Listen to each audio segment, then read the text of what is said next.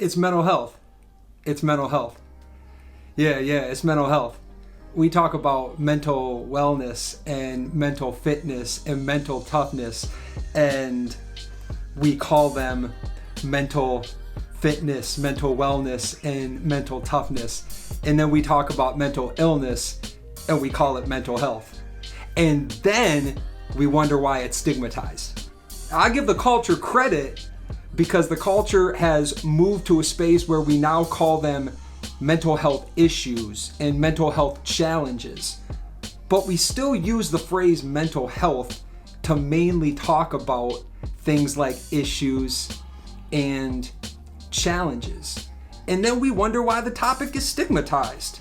Mental fitness, mental wellness, mental toughness is a conversation of mental health. And there's this conversation about you should only be competing with yourself. Only compete with yourself. Don't worry about competing with other people. But I think you gotta compete, man. I think you gotta compete. I hate to lose.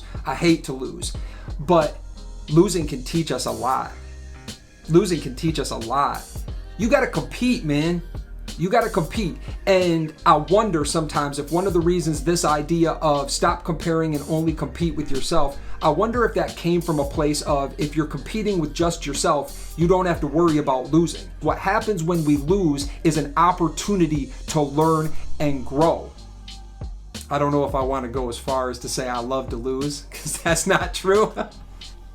I do not love to lose.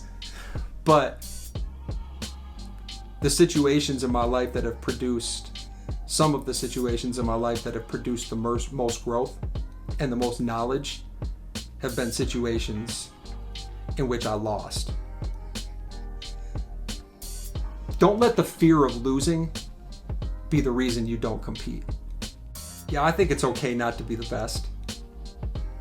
You got a whole league of basketball players who are the best basketball players in the world, but they're not quitting the team because they're not LeBron. You got a whole league of ball players who are the best in the world, but they're not quitting the team because they're not the best in the world. I'm not going to stop speaking because I'm not Barack Obama. My man on this documentary said the thought process was optimistic, but it was also unrealistic. And I was like, hey, okay. You can absolutely compete without being the best at something. That shouldn't stop you from competing. Losing shouldn't stop you from competing. The fear of losing shouldn't stop you from competing. But at the same time, if you're ski-low, I wish I was a little bit taller. I wish I was a baller. I wish I had a girl. There may be certain expectations that need to be adjusted. That shouldn't stop you from competing either. Then adjust the expectations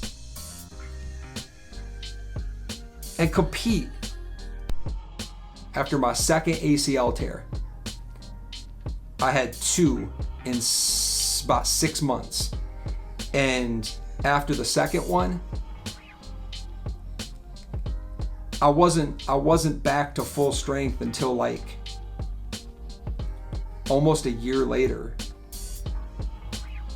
And I remember about halfway through that year, my footwork was all messed up, my timing, I wasn't comfortable on the floor. I'd shoot the ball and I'd miss the rim. I'd shoot the ball from the baseline and it'd hit the side of the backboard. I remember standing on the side of the court with my friends and they were like, bro, let's just pick up basketball. And I was in, like, I think I was in tears. I wasn't like tears gushing off my face, but I had tears in my eyes.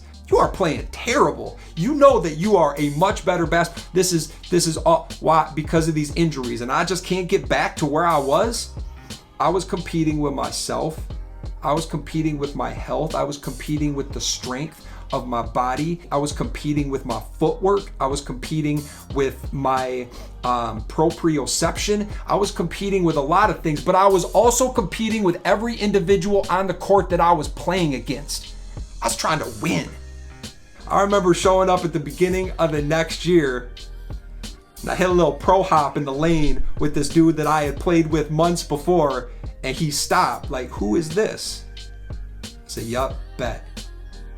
I'm back. Give me the ball. Let's go.